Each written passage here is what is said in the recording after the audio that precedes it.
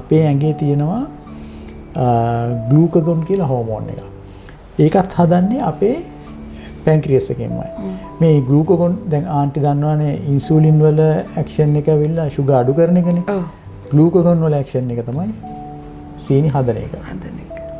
ඒතර ප්‍රධාන වශයෙන් හදන්න බලපාන්නේ අපේ අක්මාවෙන්. අක්මාවෙන් ස්ටෝර් වෙලා තියෙන ග්ලයිකෝජන් මම කියන අර ග්ලූකෝස් ගබඩා කරලා තියෙන ඒ ගබඩා කරන ග්ලයිකෝජන් රිලීස් කරන්න කියන පණිවිඩය දෙන්නේ ග්ලූකගොන් කියන හෝමෝන් එක.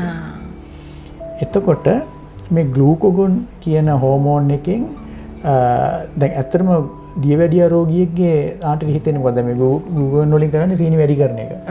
දියවැඩියා රෝගියෙක්ගේ ග්ලූකගොන් අඩුවෙන් තියෙන්න ඕනේද වැඩියෙන් තියෙන්න ඕනේද? අඩුවෙන් තියෙනවා ඒකෙන් කරන්නේ සීනි වැඩි කරන එකනේ. නමුත් තියෙන්න ඕනේ අඩුවෙන් හරිනම්. මොකද අඩුවෙන්න බෑ නැත්තම් ඒක වැඩි වෙච්ච එකම තවත් සීනි වැඩි කරනවා. සීනි වැඩි වෙනවා. ඉතින් කර්ම කියන්නේ ඒක තමයි. දියවැඩියා රෝගීන්ගේ ඒක අඩු වෙන්න ඕන එකට තව වැඩි වෙනවා. වැඩි වෙනවා. සාමාන්‍ය පුද්ගලයාට වඩා ග්ලූකගොන් හෝමෝන් එක වැඩි. ඒක පරීක්ෂණ වලින් ඔප්පු කරලා පෙන්නලා තියෙනවා. අවුරුදු ගානකට කලින් ග්ලූකගොන් levels chronically elevated දියවැඩියා රෝගීන්ගේ. right. ඒකෙන් කරන්නේ හැම වෙලාවෙම අක්මාවේ තියෙන සීනි ටික එළියට දානවා. ඊට අමතරව අක්මාවෙන් අලුතින් සීනි හදන්න යාර මම කියන තෙල් වලිනුත් අක්මාවට සීනි හදන්න පුළුවන් කියලා. ඒ හදන වැඩි කරනවා ග්ලූකගොන් වලින්.